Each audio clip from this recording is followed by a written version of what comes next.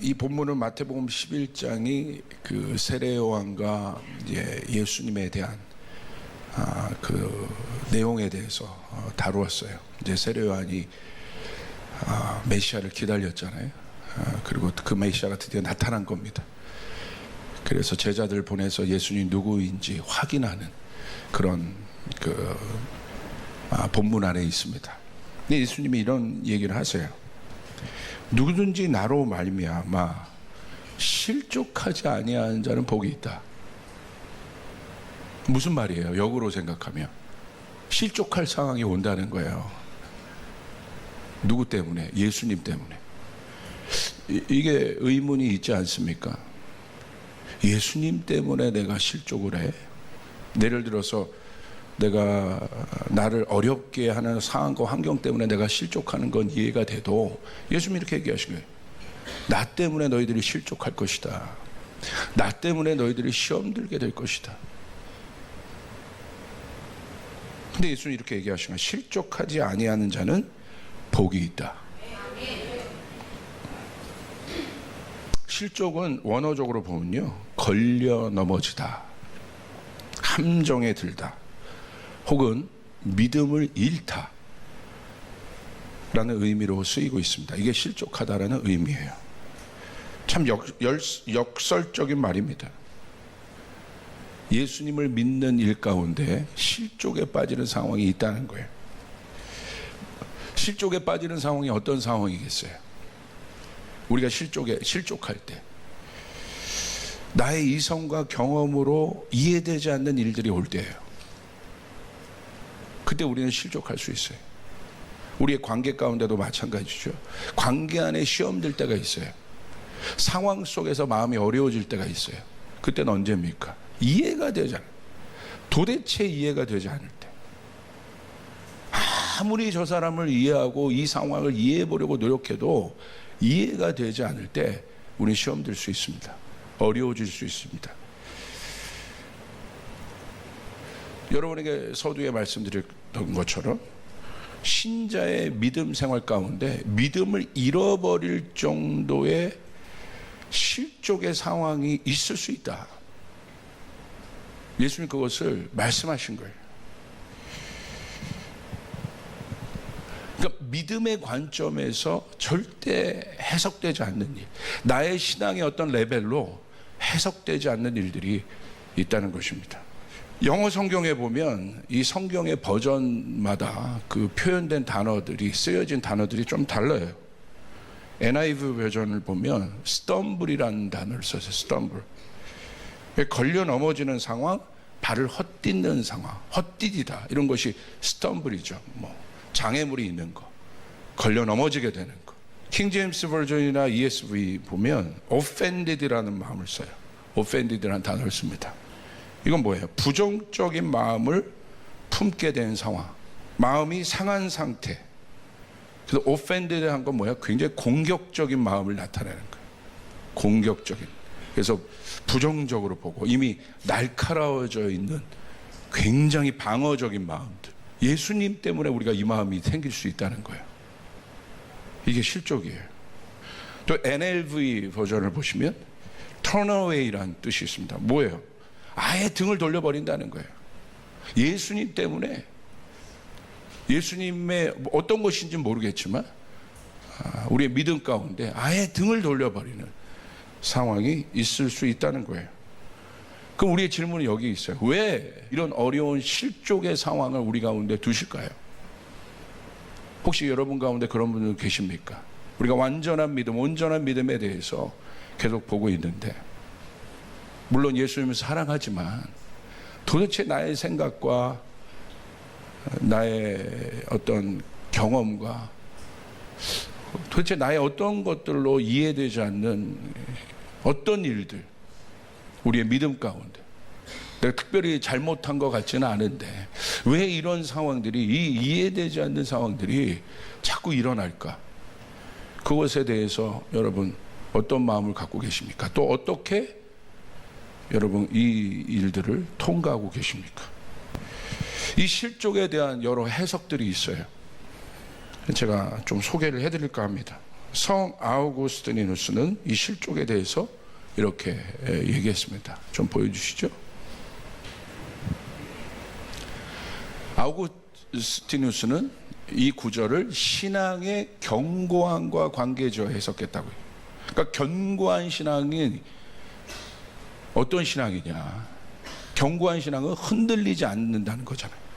흔들림이 없는 믿음. 그는 인간이 예수님 안에서 구원을 찾을 수 있지만, 우리가 예수님 안에서 구원을 찾을 수 있지만 그 과정에서 많은 시험과 도전에 부딪힐 수 있다. 그러니까 구원이라는 것이 우리가 존재하는, 우리가 예수를 믿는 목적이에요. 우리가 구원받아야 되는 건데, 이건 하늘의 선물인 것이죠.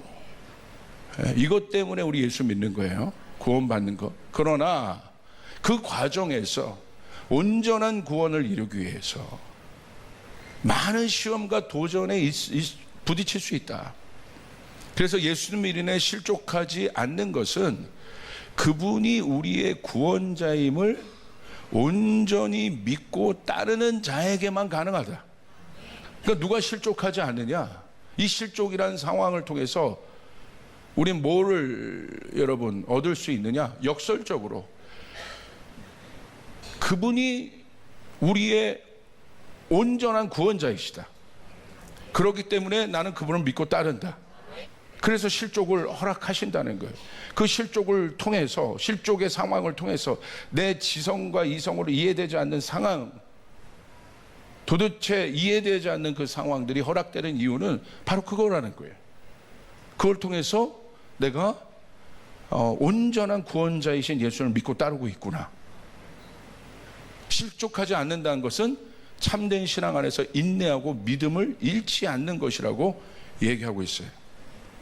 여러분 잘 생각해 보세요. 실족의 상황 가운데 딱 들어가면요, 딱 두 가지 형태로 나타나요.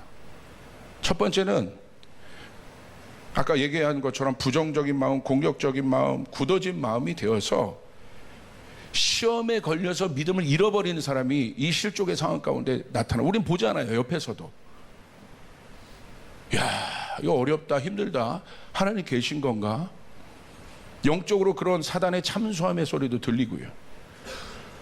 굉장한 시험입니다, 이거. 우리의 믿음을 지키는 거에 있어서 이 실족의 상황은 정말 어마어마한 시험인 거예요. 그러니까 예수님 말씀하시잖아요. 나로 말미암아 너희가 실족하지 않는 자는 복이 있다. 할렐루야. 좋으면 좋은 게 아닌 거예요.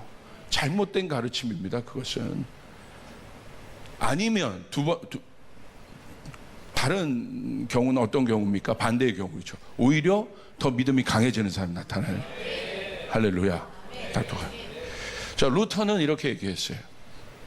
루터는 이 실족에 대해서 이렇게 얘기했어요. 루터는 이 구절을 본질과 관련하여 이 실족의 상황을 해석했어요.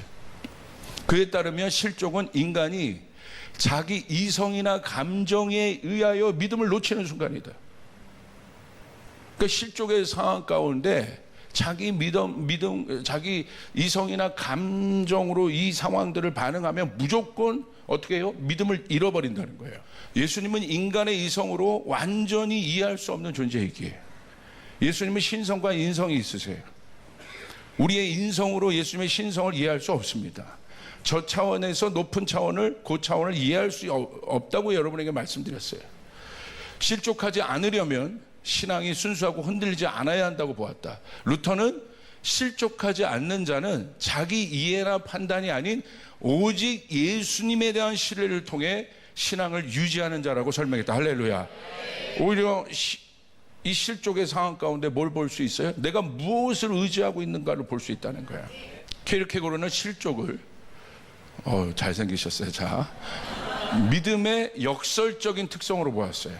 믿음의 역설적 특성. 그는 예수님의 신성과 인성을 동시에 이해하는 것이 어렵다. 우리가 예수님이 하나님이시고 인간이라는 사실을 알아요. 그런데 이렇게 진짜 얘기하는 거예요. 어렵기 때문에 많은 사람들이 실족할 수밖에 없다.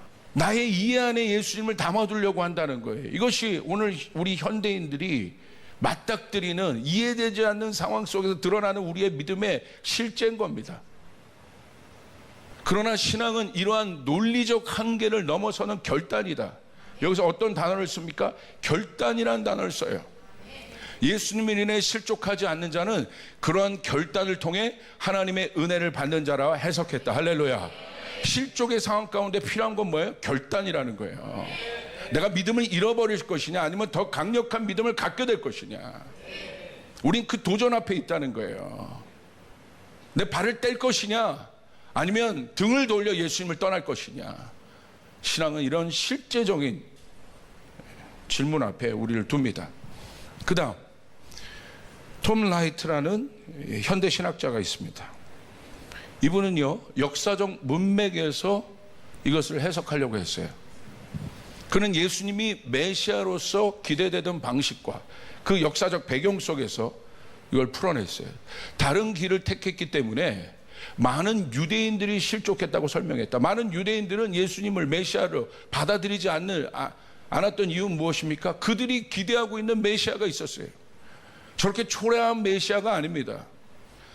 자신들이 생각했던 어떤 메시아적 형상에서 벗어난, 아무도 쳐다보지 않는, 그런 변방에 주목받지 않는, 받지 못하는, 스펙도 없는 그런 가난한 자 속에서 뒹굴고 있는 저 사람이 메시아야?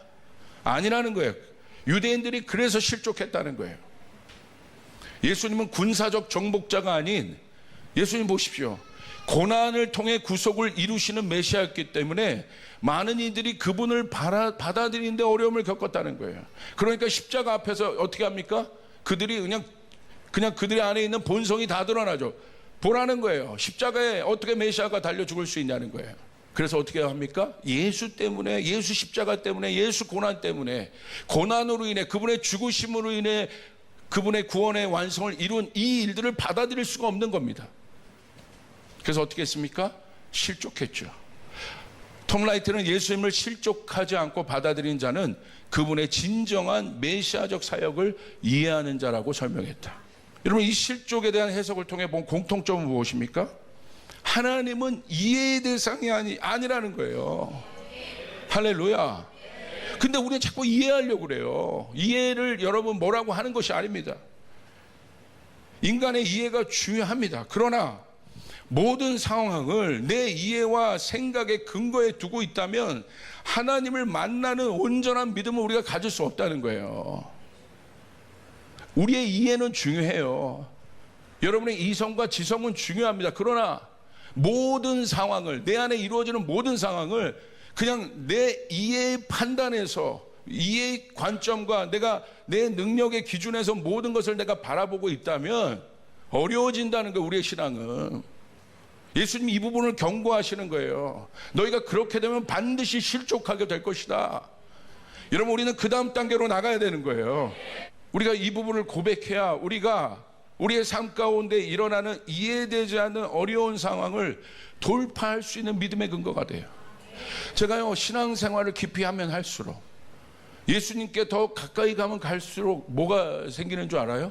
제가 그랬죠. 더 두려워진다고.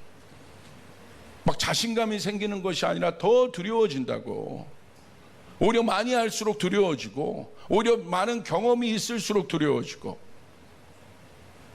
이 정도면 예수님 앞에 내가 가까이 갔다고 생각하는데, 여러분, 가까이 갈수록 어떤 상황이 생기는 줄 아십니까? 내 생각과 내 판단과 내 능력으로 이해되지 않는 상황이 계속 일어나요. 내 이해 속에서 깨달으면 그건 진리가 아닙니다. 할렐루야. 진리는요, 내가 알고 있는 생각의 구조에 허점을 치는 게 진리예요. 그것을 파고 들어오는 게 진리예요. 그러니까 권력자들이 꼬꾸라지는 겁니다. 여러분, 세상의 부호들이 예수님 만나면 꼬꾸라지는 거예요. 세상의 과학자들이 예수님 만나면 꼬꾸라지는 거예요. 그 안에 있는 허점을 진리가 치기 때문에 그러는 거예요. 아멘. 이게 중요해요. 이게 진리라는 거예요. 그러나 여러분, 실족의 함정이 있어요. 이 케르케고르가요, 실족의 함정에 대해서 이렇게 이야기했어요. 케르케고르의 기독교의 공격이라는 책이 있습니다. 기독교의 공격이라는 책에서 그는 이렇게 얘기했어요. 그는 사랑의 역사라는 저술에서 다음과 같이 말한다. 기독교에서 실족의 가능성이 제거되었기 때문에 기독교의 타락이 왔다. 그러니까 실족의 가능성을 기독교에서 제거했기 때문에, 실족은 필요한 건데, 실족의 상황은 필요한 거예요. 그러지 않고는 언제 우리가 믿음의 결단을 하겠습니까? 그렇기 때문에 실족의 상황은 어려운 거지만, 이 실족의 상황에서 믿음으로 결국 이긴 사람이 실족하지 아니하는 자예요. 성경은 예수님이 그 사람을 복있는 자라고 얘기하고 있는 거예요. 오히려 그 실족의 가능성을 제거했다. 왜 제거했어요? 이해되지 않으니까. 인간의 힘, 인간의 생각, 어떤 경험으로 이해되지 않으니까 거기다 뭘 넣습니까? 인간의 어떤 것을 가미시켜버린 거예요. 정직하게 이 상황을 맞닥뜨려야 하는데, 그러니까 어떻게 됩니까? 오염됐죠. 인간의 것들이 들어가면 오염되는 거예요. 내 방법과 내 생각이 여러분 맞는 것 같죠? 아니죠. 하나님의 방법에 내 생각과 내 방법이 들어가면요, 병균 옴듯이 오염되는 거예요. 할렐루야. 아멘. 그러니까 내 생각, 내 어떤 것을 주장하는 사람은 위험한 사람이에요. 굉장히 맞는 이야기 같지만 하나님의 일 가운데 그것이 오염을 시켜버려요. 오염되면 어떻게 됩니까? 변질돼요. 상하는 거예요. 못 먹게 되는 거예요. 진리의 능력이 없어지게 되는 거예요. 복음의 능력이 없어지게 되는 거예요. 그렇기 때문에 여러분, 복음의 능력 가운데 예수님을 따라가는 사람들이 복음의 능력을 가진 자들인데, 첫 번째 뭐예요? 오염되지 않게 해서 네 자신을 부인하라는 거예요. 십자가를 센터에 두라는 것입니다. 옛자를 죽이라는 것입니다. 오염된다는 거, 오염. 난 똑똑한 것 같지만 오염시킨다는 거예요. 나의 생각이 없어져야 되는 거예요. 할렐루야. 믿으시면 아멘 하시길 바랍니다. 아멘. 그런데 결국 내 방법대로 해요.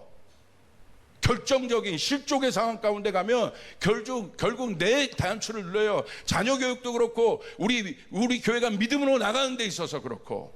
그래서 여러분, 케르케고가 아까 보여주세요. 이렇게 얘기한 거죠. 오히려 실족의 가능성을 제거했기 때문에 기독교의 타락이 왔다. 실족이 제거된 기독교는 기독교를 설명하려 했다.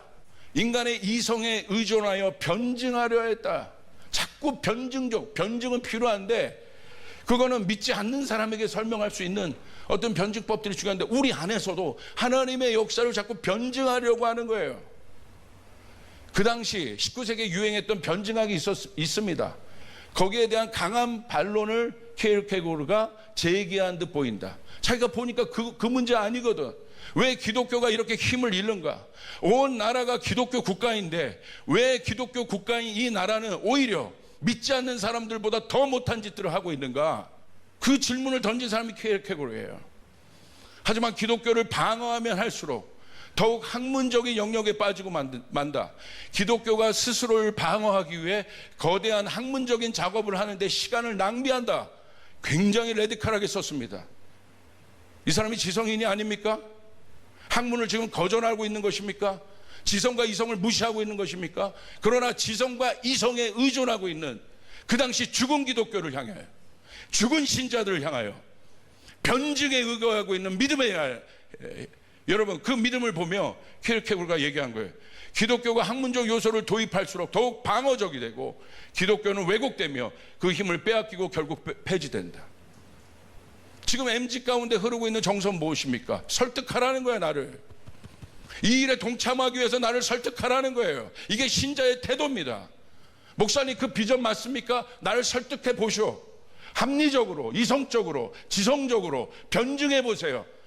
내가 내 마음에 꽂히면 내가 좀 할게요. 잘못됐다는 거예요. 할렐루야. 기독교는 그런 종교가 아니라는 거예요. 이게 기독교의 본질이 아니라는 거예요. 믿으시면 아멘 하시길 바랍니다. 아멘. 그래서 예수님을 만난 사람들 가운데 쫓아가겠습니다. 변화가 있다. 근데 변화가 어떻게 일어나요? 극적으로 일어나요. 예수 믿는 사람들 가운데 변화는 레디컬한 변화예요. 복음은 레디컬한 것이에요. 복음은 방어적인 것이 아니에요. 복음은 변증적인 것이 아니에요. 복음은 생명입니다. 복음이 들어간 곳에는 변화가 일어납니다. 복음이 들어가면 여러분, 그 나라, 그 가정, 그 일터 가운데 있는 묶임의 저주가 풀어집니다. 할렐루야. 내 신앙의 진보가 일어나야 되는 것이에요. 여러분의 영역 가운데 하나님 나라가 확장돼야 되는 것입니다. 여러분의 가정이 명문 가문이 되어서 Legacy of Faith, 믿음의 유산을 물려줄 수 있는 가문이 되어서 할렐루야, 그렇게 갈 수 있기를 바랍니다. 오늘 주님이 딴 걸 묻지 않잖아요. 실족하지 아니하는 자는 복이 있다. 이것이 우리의 믿음의 도전인 것입니다. 그러면서 뭐라고 얘기합니까? 기독교를 방어하며 스스로 방어하기 위해 거대 학문적을 잡으려 시간을 낭비하는 기독교가, 여기 보세요, 학문적인 요소를 도입할수록 지금 현대 기독교가 바로 저 문제예요. 유튜브 보세요. 다 설명하려고 그래요. 이해의 호소예요. 여러분, 정말 여러분 성령의 사람이 되길 원하십니까? 믿음의 사람이 되길 원하십니까? 저희 조이풀교회가 여러분 우리가 생각하지 못했던 여러분 다른 차원의 문들이 열어지길 원하십니까? 그렇다면 반드시 이 구간을 지나야 합니다. 연단의 바람을 지나야 돼요. 이 연단의 바람, 하나님은요 하나님의 사람을 쓰이기 위해 반드시 연단의 바람을 불어오게 하세요. 지금 여러분의 삶 가운데 실족의 상황이 있습니까? 연단의 바람, 이것은 실족의 상황은요 여러분 시험 들 수 있는 상황들이에요. 하나님의 임재를 느낄 수 없는 구간들이에요. 어려운 구간들이에요. 그 일들이 여러분 가운데, 그 바람들이 불어오고 있습니까? 이건 당연한 거예요. 목사님, 이 바람이 너무 오래 걸려요. 그러면요 여러분, 오래 걸리는 것이 힘들어요. 연단의 바람이 길면 힘들죠. 그러나 역설적으로 생각하셔야 돼요. 여러분의 당대뿐만 아니라 그 다음 단계까지 여러분의 가문은 믿음의 가문이 되어 하나님 앞에 쓰임받게 될 것을 믿으시길 바랍니다. 여러분이 믿음으로 성장, 우리의 믿음의 성장이 어떻게 이루어집니까? 몇십니다 하고 절대 되지 않아요. 실족의 바람이 불어올 때 연단의 바람을 통해서 우리의 믿음은 성장합니다. 할렐루야. 여러분의 믿음이 조금이라도 성장했다고 생각한 분들 잘 보세요. 지금 돌이켜보세요. 다 그 바람을 통과한 거예요. 그것이 건강의 문제든 재정의 문제든 관계의 문제든, 여러분 실족의 바람이 불어오지만 여러분 절대 실족하지 않을 것입니다. 할렐루야. 여러분의 삶 가운데 지금 어려움이 있습니까? 한국교회가 지금 어려움을 통과하고 있습니까? 의도적으로 그 풍랑을 보내신단 말이에요. 근데 이 풍랑을 통해서 우리 뭘 발견하는 거예요? 우리의 눈이 떠지게 되는 거예요. 할렐루야. 보셔야 돼요. 진리는 아는 것이 아니라 보는 것이에요. 예수님이 진리이기 때문에 보는 것입니다. 아멘. 봐야 따라갈 수 있어요. 그렇기 때문에 여러분의 눈들이 열어지길 바랍니다. 성령께서 우리의 눈을 열어주시기를 바랍니다. 할렐루야. 주여 내 눈을 열어주시옵소서. 주여 내 눈을 열어주시옵소서. 이 풍랑 뒤에 있는 예수님을 보게 하여 주시옵소서. 할렐루야. 진짜 믿음이 생기는 순간. 사도행전 2장 2절부터 3절 우리 같이 한번 읽어봅시다. 시작. 호련히 하늘로부터 급하고 강한 바람 같은 소리가 있어 그들이 앉은 온 집에 가득하며 마치 불의 혀처럼 갈라지는 것들이 그들에게 보여 각 사람 위에 하나씩 임하여 있더니. 아멘. 이젠 연단의 바람을 통과한 자들에게 어떤 바람이 불어올까? 성령의 바람이 불어오게. 할렐루야. 사도행전의 바람은 성령의 바람인 거예요. 도대체 이 연단의 바람을 이해할 수 없지만 이 연단의 바람 속에서 실족하지 않고 주님 바라보고 어렵지만 그렇게 달려간 여러분들, 이제는 여러분 이 바람을 기대하십시오. 성령의 바람이 오게 하여 주시옵소서. 이 성령의 바람이 불어올 때 여러분 교회가 탄생했습니다. 진짜 능력이 임하게 되었습니다. 할렐루야. 여러분 이거는 영적인 바람입니다. 여러분 인간의 혼적인 영역에서는 이해할 수 없는 바람입니다.